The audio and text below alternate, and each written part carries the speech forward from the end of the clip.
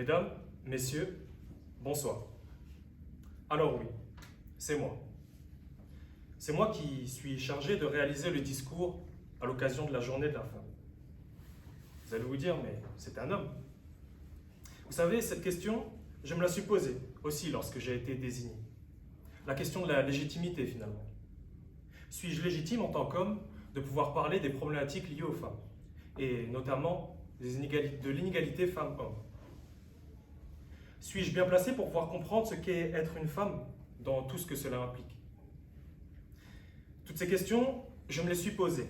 Et finalement, j'ai compris, du moins, je pense avoir compris. Non pas tout seul dans mon coin, non.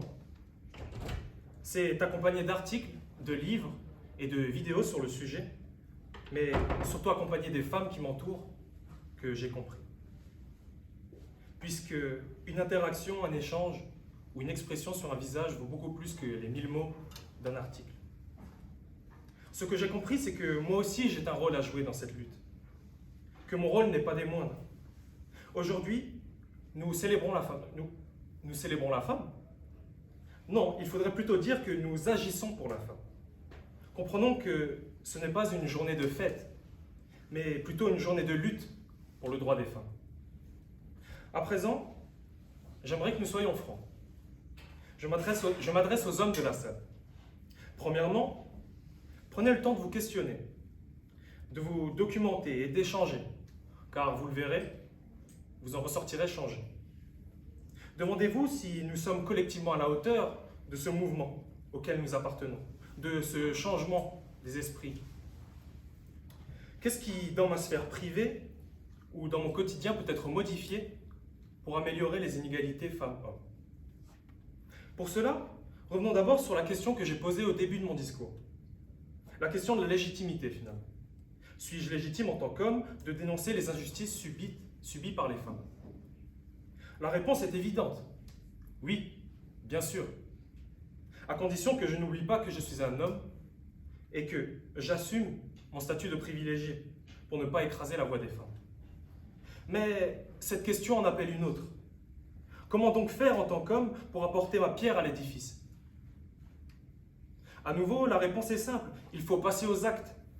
Il faut transformer nos idées, nos propos, nos paroles en actions effectives. Comprenez bien que chaque personne ici présente a le pouvoir de changer les choses.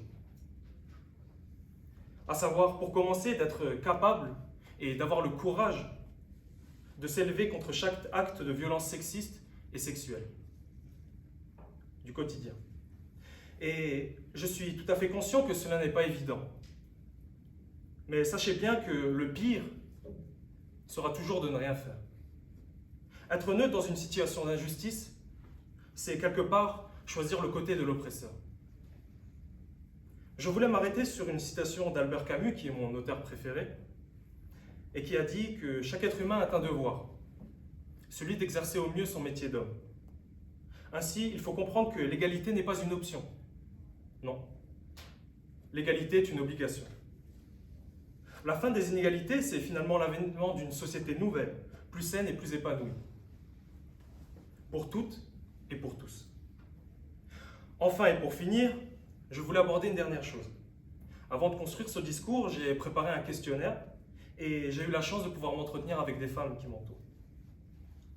La Journée internationale des droits des femmes est souvent l'occasion de dresser le portrait d'une femme exceptionnelle. Et finalement, je pense qu'aujourd'hui, c'est aussi l'occasion de parler de la femme ordinaire, la femme au quotidien, car c'est finalement le moyen de parler de toutes les femmes. Si je ne devais retenir qu'une chose de ces entretiens, c'est bien et bien que la femme ordinaire, de par son quotidien, est exceptionnelle.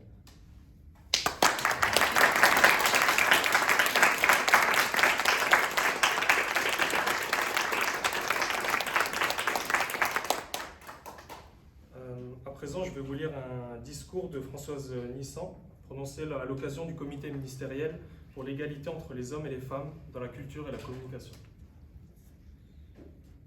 Il est des domaines dans lesquels nous ne pouvons plus attendre que les choses changent d'elles-mêmes, parce qu'elles ne changeront pas.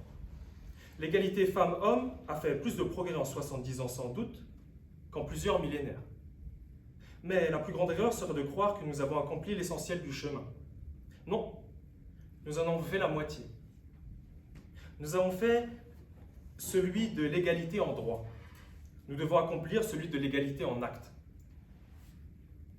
C'est l'un des grands défis du XXIe siècle et pour les sociétés du monde entier.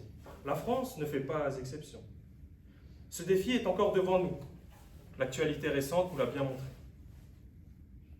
Elle nous a rappelé les stéréotypes et les discriminations dont les femmes continuent de faire l'objet. Elle nous a rappelé aussi les non-dits et les mentalités souterraines. Nous pensions que la révolution des comportements reste à faire. Nous pensions que seule la révolution des comportements reste à faire. Nous découvrons que même la révolution des consciences n'est pas tout à fait achevée. Et nous n'avons pas besoin d'aller jusqu'aux cas les plus extrêmes révélés par l'actualité pour nous en convaincre. Il suffit de regarder les statistiques. Et elles ne sont pas le fait d'une personnalité ou de circonstances particulières.